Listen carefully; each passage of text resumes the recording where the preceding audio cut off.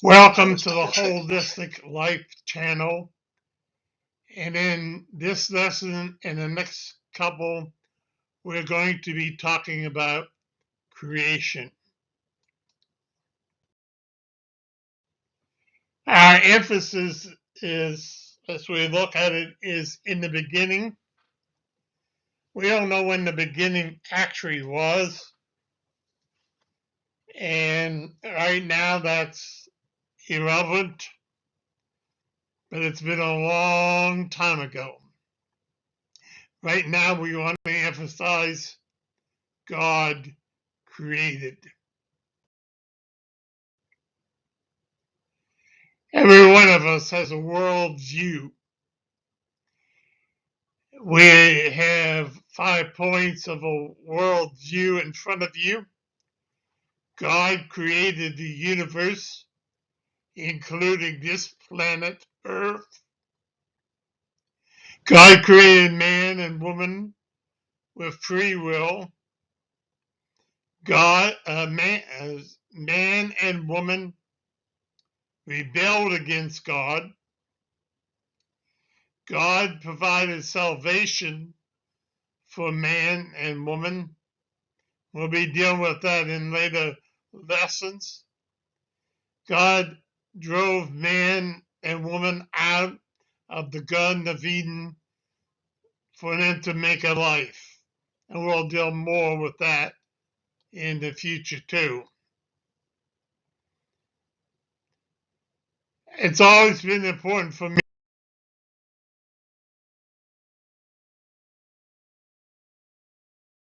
as I read or watch television or listen to lectures to know where the person is coming from.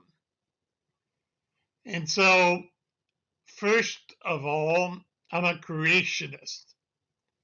As a person who believes that the universe and living organs originated from a specific act of divine creation, as the Bible accounts.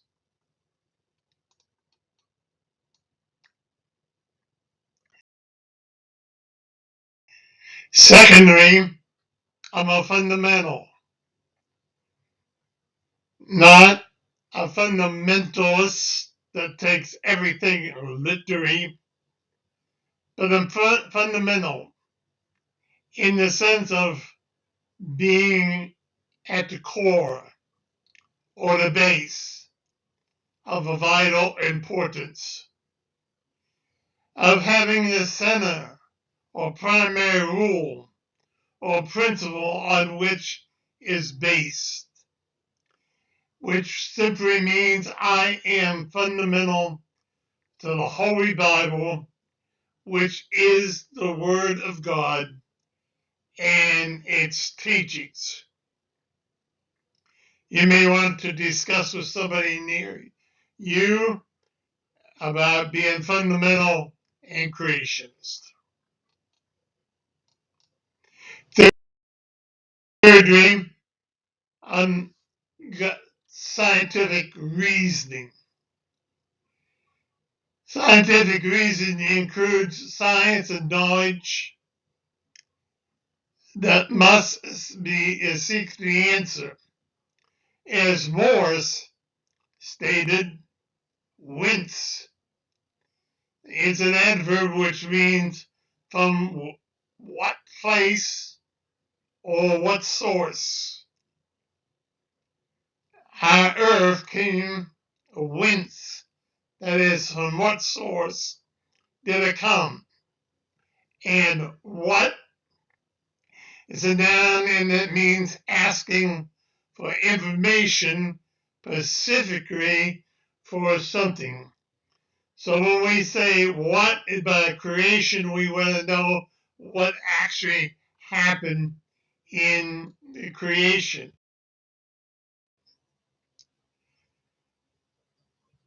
Faith and science, many people think are at odds, but they really aren't at odds. if you take them in the humbleness of your heart and mind, you can see how they work together.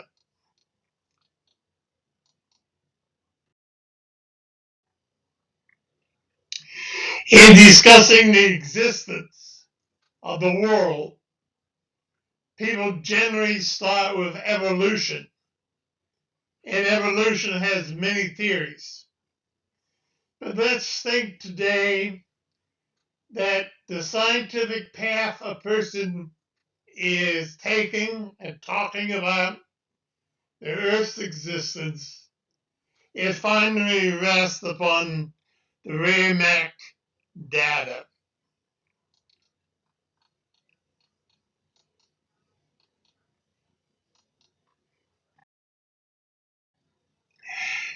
Raymac data is a method of dating geological or archaeologist specimens by determining the relative portion of a particular radioactive isotope.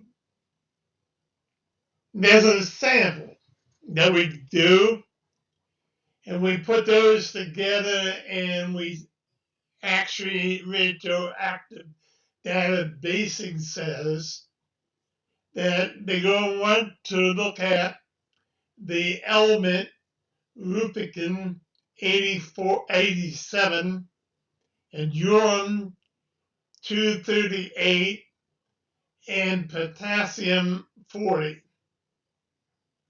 These radioactive elements, like everything else, have a half-life. And it points these materials that have lost half of their life from the initial quantity.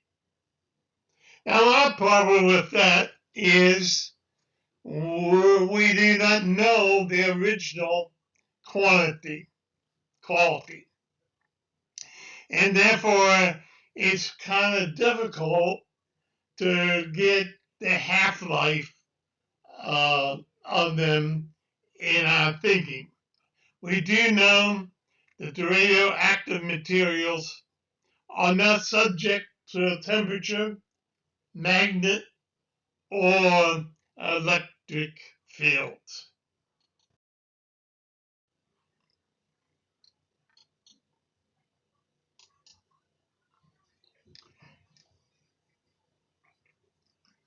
For example, a potassium half-life is 1.25 billion years. This means that 1.25 billion years we have half of the initial potassium 40 quality. The other half goes to the daughter isotopes. But again, what is the quantity? And so we, by faith, that this is right or the quantity is there. Now, let's get this clear. People think faith only has to do with religion. It has to do with all of our life. For example, you go into your house, you flip the light switch, and by faith, you believe it's going to turn on the lights. So we have faith. If we didn't have faith that the lights was coming on, we wouldn't turn it on. And so scientists, as well as faith people, has to have faith in what they're doing. Taking the scientific path of discovering creation, a person generally rests their case on metamac dating. If you agree, then explain your position. If not, explain your position. The tool that made the entire process possible is the mass spectrometer.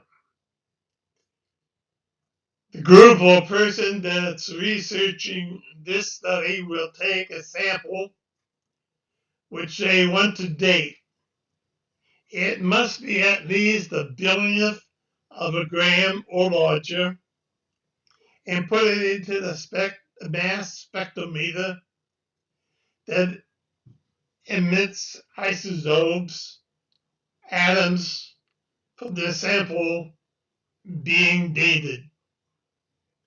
The ions are released into a magnetic field, which can be broken down into the pptx cups based on the mass and isotopes. Very technical, but just bringing this to the fact that we need to know that. We may never use it, but our kids are being confronted with that in science every day. And if we can't discuss it with them, then when they get to high school or even when they go to college, it's heavier.